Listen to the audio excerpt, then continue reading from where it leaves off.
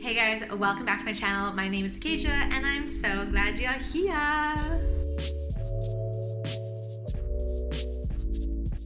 Remember to press that little subscribe button and that notification, ding, ding, ding, ding, right there so you never miss out an episode. Today's episode is a conversation around my choice to leave Warehouse Dance Collective.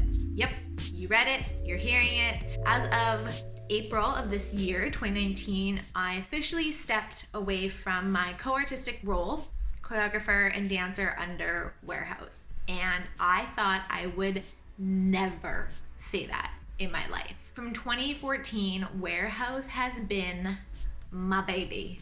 I thought about what Warehouse could do and what I could do under it and what it could foster into every day, all day for the past 5 seasons. And there became a point where I realized that I was no longer on that same path. I've seen this happen from other people in different companies or collectives where all of a sudden one person leaves and there's always this like, why? What happened? And I'm always curious about their reasons to do so, especially when they might not be, jumping to say like another company. Even when they do start their own side company, there's a build up and I'm always curious as to know what their reasons were. If you've followed me for some time and know me personally, you've seen me grow artistically under Warehouse and go through producing shows and getting grants and collaborating with some really amazing people. Warehouse was this thing that allowed all of us that were under it to grow and foster and experiment and expand and really do things on our terms. From the get-go, we were always self-producing and it was really fun. It was challenging, but it was hard. And at the end of the day, we wouldn't have it any other way. We loved that we got to call the shots on every single aspect. We got the final say and that was really, really amazing. And we've grown so much. And my intention in this video is not to put down any one person. This is literally just like why I had to step away. And I think it's important to talk about because we see it happen, but we don't always know the why. The more that we can share, I think the easier the path will be for someone stepping into this role for themselves, to have the information, to see that there's different experiences for everybody. And my experience was, like I said, Warehouse was my freaking baby. Yeah,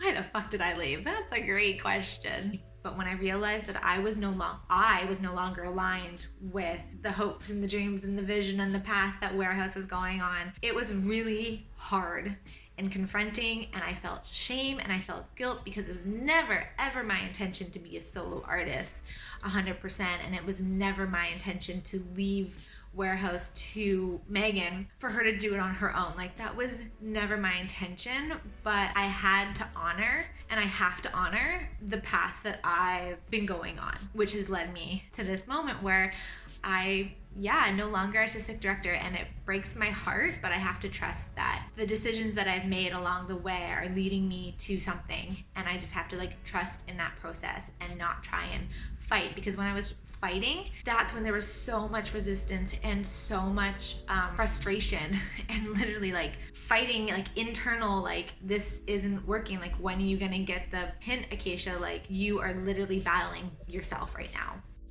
What are my decisions going into this? I want to talk about 3 of the decisions that have come up for me as I thought about this decision, as I've let the dust settle from, making this decision back in November of last year, and then following my season out through April, and then now. It's now September, and so I've had that kind of reality, that decision sink in. It didn't really sink in while I was still in my season, but the fact that April's passed, we performed in June. At that point, I was just a hired dancer under Warehouse, but we got to perform Drop B again and Dancing on the Edge. And now it's all kind of settled and September's hit, new seasons have hit, and I'm not on the Warehouse things. And so it's been interesting to kind of have those conversations with people and to step into just me and see what opportunities can come working with other people, different projects, and just trusting that those things will come in time. It's kind of interesting having gone through this past year and a half. Part of me thinks that if I just loved myself a little bit more, if I just had more self-worth, like maybe I wouldn't be in this position, and perhaps, I would still be artistic director of the collective and it would just be all fine and dandy. But I could play the what if game all day long. But let's not go down that rabbit hole, because like I said, I have to trust that the choices that I've made are not bad choices and aren't the wrong choices. They're just different, and they're leading me down a very different path. So 2 of the 3 reasons why I left WAREHAUS was and are very interconnected. They kind of lead one in another, and that is my burnout was far more than I had expected. So much more than I thought. I was so far down burnout that I didn't realize how long it was going to take me to get re-inspired back into it and heal the injuries that had manifested through my disattachment to my creative side, to my anger.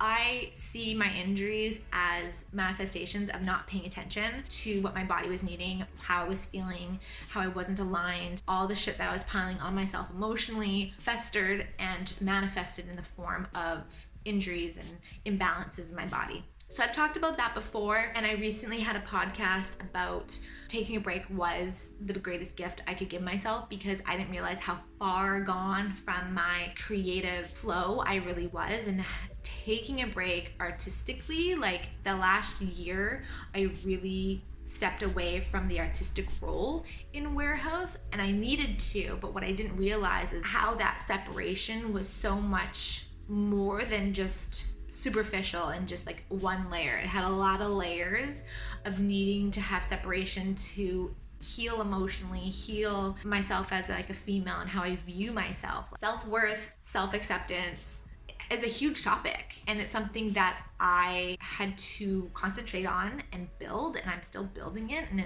I see it more and I feel it more and I understand it more, and I can honestly say that I have so much more self-worth for myself each and every day. And where I was 2 years ago, I'm not that same person today. I'm another version of myself, a much happier and healthier version. But that burnout, that stress, all of that also filtered and connected to the fact that I wrapped my identity as an artistic person into WAREHAUS. I didn't see me as Akeisha without WAREHAUS. I didn't see my value as a creative person or someone who could do anything if it wasn't under WAREHAUS. And I didn't realize the extent of that wrapping identity up in WAREHAUS was. And so when I took that away, when I stepped back and I needed some artistic space and I needed to stop moving and I needed to break away from the pressures that I put on myself, I was like, oh, holy fuck, who is Akeisha if she's just her? My own, who am I? Am I creative? I had all these doubts, all these thoughts in my head about am I a dancer? Am I not? If I'm not dancing, then I'm not a dancer. If I'm not creating, I'm not a creator. I'm not a choreographer. I'm not a performer. I don't produce as well. I don't have this following. All of that kind of filters in and really exaggerates anything that's not really working and you're not aligned with, really exaggerates it. So the burnout and the wrapped up into the identity of WAREHAUS. And when I took myself out of that situation, I started to separate, just give space to me as a human being and going through my own personal development journey, and then seeing what was happening with WAREHAUS and what we're able to do. Having that distance really freaked me out inside, because I realized that I had put so much of my value into WAREHAUS that I didn't know how to be me on my own. And so that was a big holy crap, that needs to change. I need to know for myself, in myself, that I'm worthy and that I'm creative and that I can do things on my own. So I needed to find that in myself, and that took me down a path. So as I started going on my self-development journey and reading the books and taking the workshops and seeing what was outside of my pressurized artistic bubble and seeing how I could create an impact in the world to foster my ideas, support my life, collaborate with other creatives. Big vision is to foster and support and showcase other creatives out there. I realized that what I'd created in my life wasn't in alignment with what I actually wanted. And it's really interesting when you start going down that journey of asking yourself what you want. It's so funny. You kind of get scared of it. It's like, it's so not normal. Sometimes the subjects that you're going into, your desires that you're actually like deep down, you're questioning them because they're not your normal thoughts. And they're like categorized in like dreamland, like, you know, the what if, way in the future. And then when you start to adapt and adopt the mindset and philosophy of like, you deserve what you're dreaming about and you can go get what you dream about, and it's not limited to just one aspect of your life, that you can expand and create limitless possibilities for yourself in all areas of your life. So when I started going down that, I really realized, okay, wait, where I'm actually wanting to go isn't in alignment there. So that was a huge like, uh-oh. So through this process, it then led me to the third thing that I want to talk about, is that lifestyle and that career that I envisioned needed some very focused attention. I started exploring other ways to create an income. I went and got my FST trainings, and I realized that, oh wow, I'm going on the self-employment route. I'm going on the entrepreneur route, and I can't do everything all at once. It was becoming very overwhelming with scheduling and just trying to accommodate everybody else's vision and stuff mine in there and see if my vision fit other people's visions was becoming very, very tricky to get. And so when I heard my business mentor, James Wedmore, use the analogy of an island, and you want to get from one island to the other, a lot of people build a bunch of different bridges to get to the island, and they end up with half-built bridges, things that aren't fully completed, and you're just like literally spreading yourself thin. And so he says, build one bridge. It took me a really long time to understand that for myself and to notice how many bridges I was building. And I can't get rid of them all because some of them literally pay my bills right now, and I'm okay with that. But if I really wanted to see where I was going with my career, my life, and the path that all these choices were starting to take me on, what wasn't aligning had to go. Unfortunately, that was me stepping away from Warehouse, because at the time I was so disconnected from my artistic voice and my movement, and I was really, really questioning who and if I was a choreographer and a creator and a performer. And I was questioning it so hard that it was the easiest thing for me to let go, and it was the thing that gave me the most space. And so doing so hard, cried a lot, still cry over it. We recently had one of our documentaries screened at an event, and I was just eyeballed when I saw it, because I was like, the person that was speaking was so speaking from the heart, and she believed so hard in what she was working for. But when it didn't work, it really didn't work. But James was really talking about this whole island thing. And so when I saw that what was creating the most stress for me, which actually gives me the most release and actually connects me most to myself, funny how this works, and why my episode and my podcast about taking breaks is such a great episode, because I talk about this. But when I saw that it didn't work, I put that aside, and I stepped back, and that gave me the most amount of space to focus my attention on a path of a journey that would and is going to eventually foster all the things that I want in life, which is being a creative person, having projects on the go, impacting as many people as I possibly can, because that was a huge thing, and is a huge thing for me, is like, how can I help as many dancers as possible? That has always been a driving goal, and I really put that on the back burner for like future Akeisha, and it really started to come to the forefront of like present Akeisha. Like, how can you do all the things that you want to do while impacting and supporting as many creatives as you possibly can? So hence this conversation.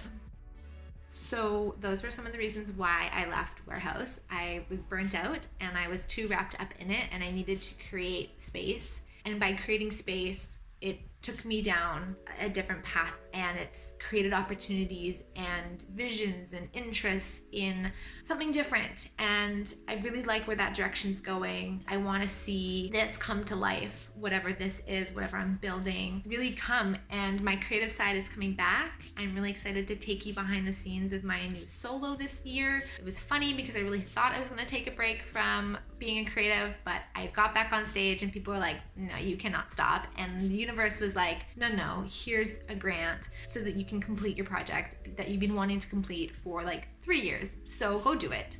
So I'm really excited to take you behind the scenes of that creation. Also want to say thank you to the Canadian taxpayers, because without you guys, WAREHAUS wouldn't be able to produce the last 2 shows that we've done, and also for helping me get back into everything, because that grant comes from you guys. So thank you. If you ever wonder where your tax dollars go, one of them goes to Canadian artists, and we do what we do. Who knows what the future holds? I've got such faith and well wishes for Megan in the direction that she's going to take WAREHAUS. It's funny, when I decided to step away, things came, like money came, opportunities came. So I have no doubt that WAREHAUS is going to continue on its beautiful trajectory. And I have no doubt that whatever I get up to, it's also going to be really great and awesome. I've had a really fun time going through this past year, and I'm excited to be back on this platform. If you haven't checked out my Resilient Dance series, it's all the fun, like, tips and tricks and fitness things that I've been getting up to that have really helped me artistically, and I can't wait to keep sharing them with you. I've got a beta program that's in the works right now, and I can't wait to launch that to the public to, again, help dancers stay healthy in their body and their minds. So really excited. That's all I'm gonna say. Thank you for watching, and I will see you on the next episode. Bye. When I do these videos, this setup right here is actually not where it belongs.